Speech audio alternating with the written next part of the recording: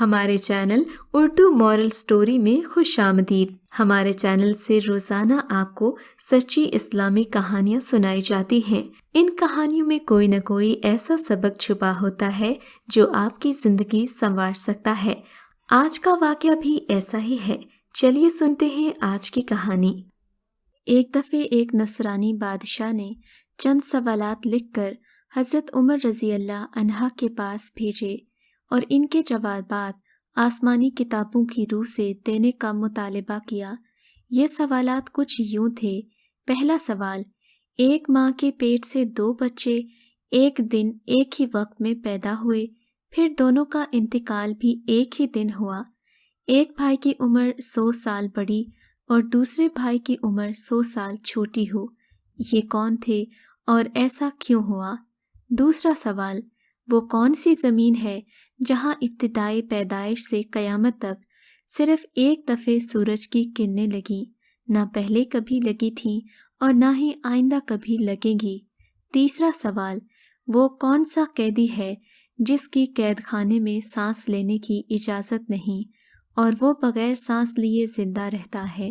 چوتھا سوال، وہ کون سی قبر ہے جس کا مردہ بھی زندہ رہا اور قبر بھی زندہ، اور قبر اپنے مدفن کو سیر کراتی پھرتی رہی، پھر مردہ قبر سے باہر نکل کر کچھ عرصہ زندہ رہا اور وفات پا گیا؟ حضرت عمر رضی اللہ عنہ نے حضرت عبداللہ بن عباس رضی اللہ عنہ کو بلایا اور فرمایا کہ ان سوالات کے جوابات لکھ دیں۔ حضرت عبداللہ رضی اللہ عنہ نے قلم برداشتہ جواب تحریر فرمایا۔ پہلا جواب، جو دونوں بھائی ایک ہی وقت پیدا ہوئے، دونوں کی وفات بھی ایک ہی دن ہوئی، ان کی عمر میں 100 سال کا فرق تھا۔ یہ بھائی حضرت عزیر علیہ السلام اور حضرت عزیر علیہ السلام کے بھائی تھے۔ یہ دونوں ایک ہی وقت میں ماں کے بطن سے پیدا ہوئے، دونوں کی وفات بھی ایک ہی دن ہوئی، مگر بیچ میں حضرت عزیر علیہ السلام کو اپنی قدرت کاملہ دکھانے کے لیے پورے 100 سال مارے رکھا۔ 100 سال موت کے بعد اللہ نے زندگی بخشی۔ سورہ آل عمران میں یہ ذکر موجود ہے۔ وہ گھر گئے، پھر کچھ عرصہ مزید زندہ رہ کر رحلت فرمائی۔ دونوں بھائیوں کی وفات بھی ایک دن ہوئی، اس لیے حضرت عزیر علیہ السلام کی عمر اپنے بھائی سے چھوٹی ہوئی اور ان کے بھائی کی عمر ان سے 100 سال بڑی ہوئی۔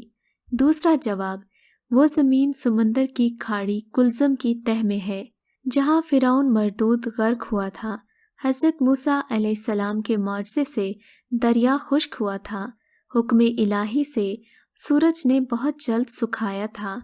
حضرت موسیٰ علیہ السلام ماں اپنی قوم بنی اسرائیل پار چلے گئے، اور جب فرعون اور اس کا لشکر داخل ہوا تو وہ غرق ہو گیا، اور اس زمین پر سورج ایک دفعہ لگا، پھر قیامت تک کبھی نہیں لگے گا۔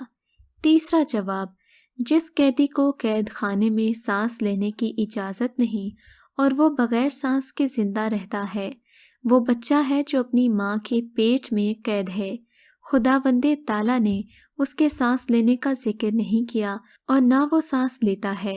ناظرین، آج کل جدید سائنس نے یہ ثابت کر دیا ہے کہ ماں کے پیٹ میں بچہ سانس نہیں لیتا۔ اب آپ کے ذہن میں یقیناً یہ سوال آئے گا کہ بچے کو آکسیجن کہاں سے ملتی ہے؟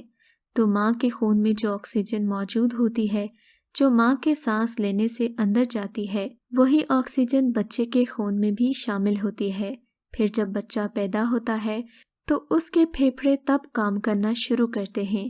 چوتھے سوال کی طرف آتے ہیں، وہ قبر جس کا مردہ بھی زندہ اور قبر بھی زندہ۔ ناظرین، وہ مردہ حضرت یونس علیہ السلام تھے اور ان کی قبر مچھلی تھی جو ان کو پیٹ میں رکھے جگہ جگہ پھرتی رہی، یعنی سیر کرواتی رہی۔ حضرت یونس علیہ السلام اللہ کے حکم سے مچھلی کے پیٹ سے باہر آ کر عرصہ تک حیات رہے اور پھر وفات پائی۔ اگر آپ کو آج کا یہ واقعہ پسند آیا ہے تو اس ویڈیو کو لائک ضرور کیجیے، اور اس طرح کے مزید قصے سننے کے لیے ہمارے چینل اردو مورل سٹوری کو سبسکرائب ضرور کیجیے۔